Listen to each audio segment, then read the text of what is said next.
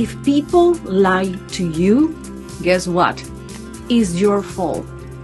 It's something that you do that allow people to lie you. First, I'm going to tell you what it is. Second, I'm going to explain you how it works. And third, I'm going to tell you how to avoid it. Stop allowing people to lie to you. Come on.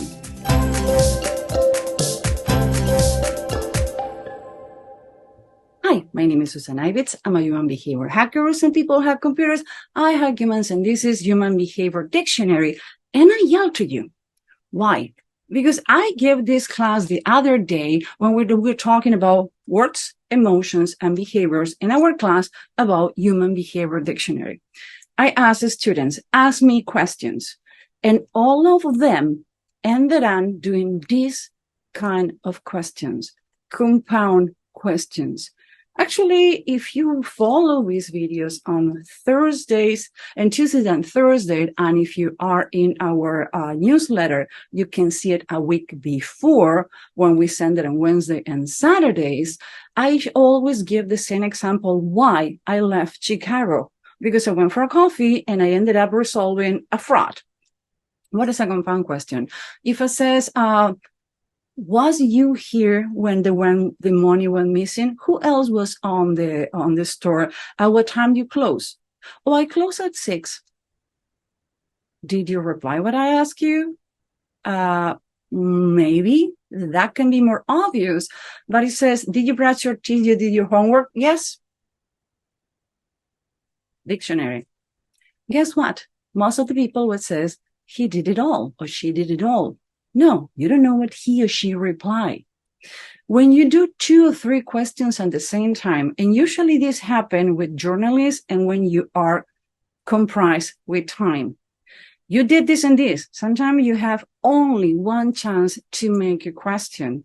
It's better a good question that can lead maybe to other person take the post and keep doing questions, or the person feel compromised in a position they need to reply as you ask the question, then trying to be the smart cookies on the room. If you do 2 questions or more at the same time, and those questions are close-ended questions that can be answered yes or no, you can be allowing people to lie to you. Kids are extremely well to play you around and make you believe that actually reply what they are not replying. You have kids? Try it and let's see what happens. When you want to know the truth and you are rushing mentally, take notes. Take notes and says, okay, what are the things that I want to know? And make numbers. And mentally says, 1, what is your name? 2, what do you love about your work? And by the way, we're going to talk about icebreakers. It's crazy. It's crazy how many people ask for that.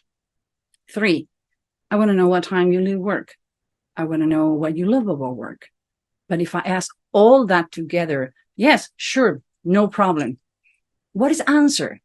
So compound questions are when you do together. Now, let me tell you an example that we only teach on the class because it's a little more complex than 4 minutes. And one of the things is, I don't want to be the responsible for you maybe misleading and says, Susan told me on that video, checking on that date, is you can do compound questions. And I tend to do compound questions only to know what people is avoiding to reply.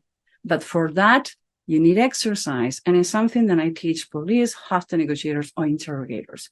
But you can become a civil interrogator. You don't need to be a detective, but you can go through life learning about behavior. And that's happening in Human Behavior Dictionary. And by the way, we have a lot of fun doing the elicitation and language class. You have 2 ways to get with us. Be my guest, that you can be part of the recording and see any our recording that we already have done, or directly go to the class. We finished recording around September 2. We were supposed to stop in July 15, but guess what? We have a curious cat of students, so it take us longer to finish the class. I hope to see you next one. And remember, practice make the master. Do you know what? The devil knows more from being old than being the devil.